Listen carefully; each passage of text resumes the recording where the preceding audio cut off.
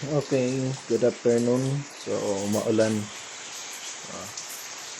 Ito yung egg preparing para sa mag-pick up kaso maulan. Ano to? Ilang tray to? Parang 60 trays. XL to. DTI standard ang gamit namin sa sizing ng mga itlog.